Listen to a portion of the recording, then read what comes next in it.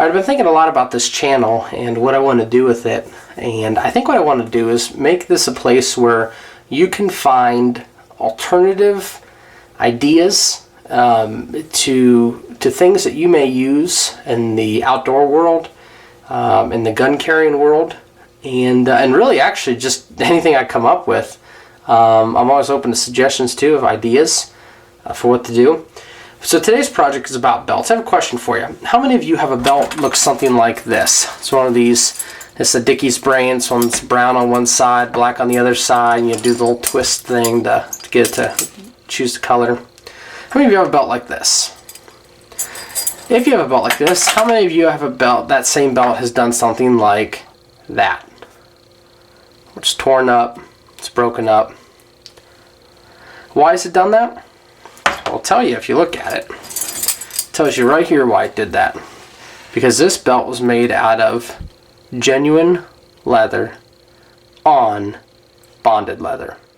The bonded leather is basically the lower priced, cheaper quality, chopped up pieces of leather that have been put inside the belt and then wrapped basically like a veneer with the real bonded leather, or with the real genuine leather, and you can see how it just doesn't hold up. This belt's about a year old. That's it. It's flimsy. In fact, you can bend it in half. It's just not a great belt. You know, it works fine if you just need to keep up a pair of pants. If you're carrying a heavy knife, a multi-tool, certainly a gun on the belt, that's not what you want to carry on. And in fact, if you've carried with one of those, you know it doesn't work all that well. Take a look at this belt. This is my grandpa's belt. He's since passed away. He wore this belt literally as long as I remember. I don't remember a time when he didn't wear this belt. It's got a belt buckle on it. It's got his last name printed in it. It's hand stamped, hand dyed. This was his belt. In fact, when he passed away, it was a great honor that I got it. Because I recognized this is something that he wore for years. Now, what's the difference between this belt and this? This belt here is genuine leather. It is a piece of leather that is cut from a large sheet, hand punched, hand dyed, hand decorated. And this belt, if you look, about the only place where it shows wear is up here on the where the holes are at. You can see kind of here where the shell kind of imprint has. And here you see it. Here it's kind of a little lighter, where that's kind of scraped off, basically from this hook. You know, scraping against it when it's put on and off. But I'd say after 25 years, maybe, of wearing this belt, to have that kind of wear versus 1 year of wearing this belt, seems like there's something different going on. So this belt here was expensive. I imagine it's handmade. It's expensive. It's not exactly something you could just go out and get. I mean, unless you have unlimited resources, which I certainly don't. And I envision this page being for people who either have unlimited resources or and don't want to spend it, or have limited resources like most people and can't afford just to be spending money on things left and right. That's kind of the situation I'm in. I don't have an unlimited income. And because of that, I need to be wise in what I want to spend money on. So if I can make something that'll work the same, I want to do it. Enter this project.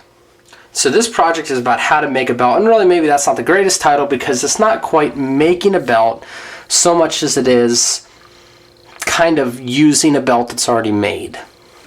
What I have here is from a local store called Hobby Lobby. If you have a Hobby Lobby near you, you probably have everything you need in this video available to you. And what it is a belt blank. This one, you can see here, is let me get another camera, there we go. It's an 1.5" variety. They also have an 1.25". This is 1.5". Fits up to 42-inch waist, which is probably a little generous, I found. But basically, it is a piece of leather. You can see the price there, $8.99. For a piece of genuine 100% leather that is ready to be coated, ready to be stained and ready to be worn. So here's my thinking. I can buy a $20 belt like this one. I can buy a $20 belt, wear it for a year. It won't hold up my gun. It won't hold up a heavy multi-tool, which I don't wear every day, but it won't hold it up. I can wear this belt, which is my grandpa's belt, which is a genuine piece of leather, but kind of got a feel, you know, that doesn't go with dress pants I dress up for work each day. Not exactly something that always works for me. So I could go with that. But really what I need is I need a brown belt and I need a black belt. I need one of each. I can wear those two pretty much every day with pretty much any outfit. And so the belt blank is basically a piece of leather that's meant to be used and tooled like this belt has here. The idea of this piece is to have it be tooled like this. To take and put stamps and dies and this, that, and the other thing in. And I realized that since that's not what I really want to go for, why don't I just stain it, put a clasp on it, or a buckle, and go from there. So that's what I did. Let me show you what I've made. This belt here was made by me. It's a brown belt, got a buckle on it. You can see here, it's kind of a, I'll tell you the technique I used to make this coloration, but it's a full leather belt. Punch the holes in myself. They give you a little template, and you just you can use a punch. I actually used a drill bit. Drill the holes wherever you want them, and there you go. That's my brown belt. This is my brown belt for work. This is an 1.5 inch belt. It's a thick belt, just like that other one. It's not bendable. It is pretty solid. It holds up my gun well. I've put a full-size Ruger P95 on it. I've also put a Kel-Tec P11 9mm on it. Holds both of them fine. Holds both of them significantly better than that black one does.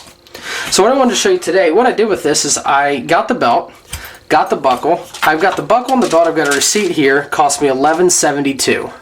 So I could spend 50, 60, 70, 100 bucks, whatever you find a gun belt for. That's a thicker, heavier leather. Or you could spend $11.72 plus the price of dye, which I already had, so I don't have it on a receipt, and make your own. The $11.72 is what I paid for the belt blank and the buckle. There's the buckle. This buckle was $1.99. They didn't have a huge selection there. That works though. So let me open this up and kind of show you what is going on with this. Inside here is the instructions, what they tell you to do. You also get here this template. And the template has basically, you cut the template out, you put that at which your actual waist size is, and then you just kind of make a mark, I did with a pen, on the actual piece of leather, and you put the holes through. Like I said, I used a drill bit. They recommend a punch. Drill bit worked fine for me. You know, there's things you can do, like finishing the edges and slicking them down, which basically just means to kind of, you know, push them down so they're not quite so sharp. I found that actually just wearing it a couple times, it really worked itself out pretty well. So there's the instructions. Here's the belt then. What you get is one long continuous piece of leather, straight 90-degree angle on one end. On the other side then is a pre-cut and a pre-snap buckle. Or I'm sorry, fold over. So basically what you do, you fold it over, you put your clasp through, whatever it may be, snap it closed, and I haven't had any trouble with it coming undone. You can always put a screw through it if you needed to, but I didn't have any trouble with it and haven't any trouble with it yet and don't really suspect that I will. So what my idea for today is to dye this belt black, and I was hoping maybe just to show you the process